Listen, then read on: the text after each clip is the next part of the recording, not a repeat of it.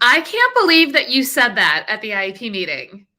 That's something that I say over and over and over every time that I'm doing a master IEP coach workshop, and I've got parents and teachers and admins and therapists all sitting in the IEP room together, well, in our workshop room together, and we're talking about IEPs. And one of the first steps I have the parents do, and if it's a staff member, I have them bring their students IEPs. I have them open up the IEP and go to the parent input section. And to the parents in the room, when I go around and I'm looking at this section, which a lot of times is called a parent educational concerns. It might be called something different where you're located, but I promise you, no matter where you're at in the States, you have a section inside of the IEP for parent input. And I look at that section, I say, I can't believe that you said that. Or I can't believe that you only said that. Meaning that it's not a complete statement. And this is a really important part of the IEP process. So it's really important for you to know what goes into this parent input statement, because parents need to be an equal IEP team member, right? Yes, it's in the law. It's supposed to happen. Not only is it supposed to happen, it needs to happen, because the only person who's going to be at every IEP meeting from the beginning to the end is the parent. Staff is going to change. Schools are going to change. Needs are going to change. So different therapists are going to be in and out. All different things change, but the parent stays the same. So to have a strong parent input statement is extremely important, and a parent input statement is not a dumping grounds for complaints. It's also not a place to put miscellaneous comments such as, I'm very worried that my child doesn't eat all of their lunch. Now, maybe if eating and nutrition and feeding therapy and those kind of things are a big concern for a child, that might be in the parent input statement. For the most part, no. A parent input statement is something that when it is done correctly, when it is an effective piece of the IEP, it is completed before the IEP meeting. It is shared with the entire team, and it becomes the driver of what goes into the IEP. Because the purpose of an IEP, again, I didn't make this up. You guys know I've been doing this for 25 years. I'm not a lawyer. I'm not giving you legal advice. I'm telling you where to look.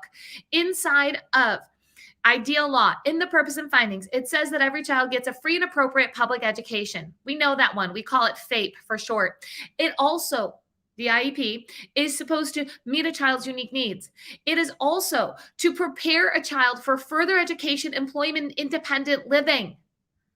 Your parent input statement needs to be focused on the purpose of the IEP and how to build it unique for your child to ensure that they are prepared for further education, employment, and independent living. This might feel overwhelming. It doesn't have to be.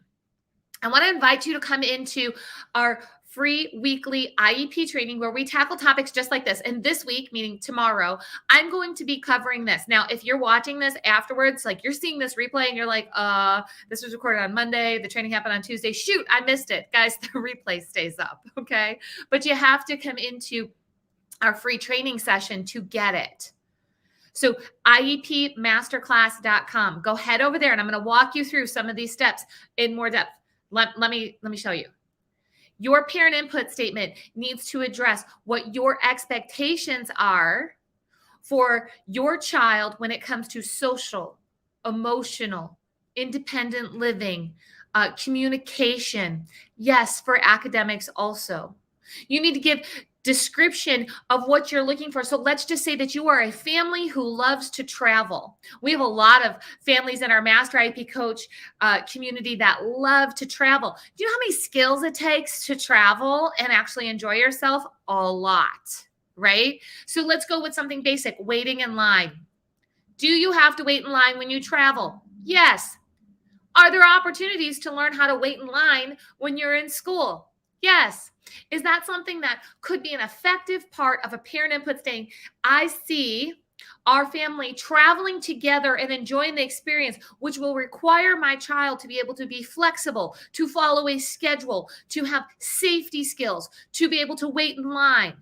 Yes. Now, your job as a parent then is not to write the goals. Your job is to give the vision and let the experts who are writing the goals figure out how to pair up the goals that they have their own standards, right? Teachers, you guys have your own things that you have to follow. Well, we have to do grade level standards. Well, our district says this, right? Great.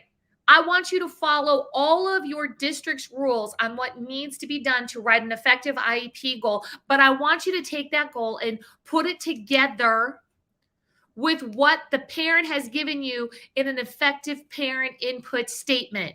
This is huge. Jean says, I hope this is being recorded. I need to show it to somebody. I'm helping. Yes, this will stay up on this page. Wherever you're watching, it's absolutely here. I'm going to go more in depth, give some more examples tomorrow inside of our free training. Okay, so go to iepmasterclass.com. And if after tomorrow you're like, yes, I want all of that, I'll have options for you too. Okay. But the first thing is you need to come in and see, is this something that you want to do? Is this something that you want to learn how to do at a whole new level? Okay. Because I don't know about you, but I feel a huge disconnect about what's happening in our schools and what's happening in our community. Yes. Yes. I'm a mom. I see what's happening from my own, mom perspective of what's happening in our schools, what our children are being taught, and then what they need for the real world. Because here's the thing, I'm launching my children into the real world right now. My oldest just launched into the real world about a year ago, and my youngest is launching into the real world right now. Neither one of them had IEPs. Doesn't matter, because this concept is exactly the same. What they learned in school did not prepare them for what they are experiencing as they launch into the real world. You who are helping design an IEP, no matter what your role is, parent, teacher, admin, therapist, you have the ability to pair up what happens in the school day to what's going to happen in the real world. Now, here's the thing. My version of the real world is different than yours. My perspective, the things that our family does is different than yours. We are one of those traveling families. My children having the skills to know how to travel and all the things that come with that was very important from a very young age. Now, some families don't travel, but they love to do, let's say, community events, community festivals. They go to the summer fest. They go to the fireworks. They go to those things.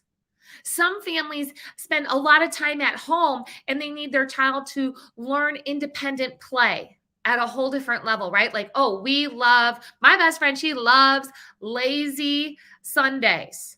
And she needed her family to be able to function at home and be okay on a Sunday and not, be, okay, what are we doing next? And what's going on? You need to know how to relax and have some independent play. That's a skill. My brother, who has Down syndrome, he's 44, and he needed a skill to know how to make coffee. Did he learn how to make coffee at school? No, he learned how to make it at home, but that was part of the morning routine between him and my dad as he got older. So measuring, following a recipe. Step 1, step 2, step 3. That doesn't mean that your child has to go to school to learn how to make coffee, but there are steps of following directions. There's math skills and reading skills. There absolutely are academic skills in every piece that your child needs moving forward. So it's your job as a parent to not worry about writing the exact IEP goals, but to set the expectation of what is your child preparing for when it comes to further education, employment, and independent living. Come join us. Go to iepmasterclass.com. There's a ton of freebies there. Okay. You're going to get the link then to join us for the free weekly IEP training. I'm going to be covering this more in detail tomorrow.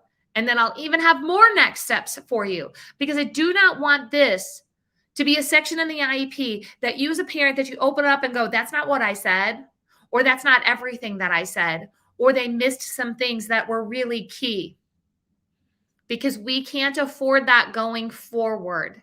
We need to connect what's happening in the school to what's happening in the real world, put that together, and parents, you're the only one who can do that. For all of my teachers who are listening right now, 100%, every training I do, parents, teachers, admins, therapists, because if we're going to work together, we're going to train together. You can teach your students, parents, on how to write a better parent input statement that makes your job easier. The parent becomes an equal IEP team member. Your job becomes easier. The child gets a better education. Win, win, win. I hope to see you guys over at iepmasterclass.com.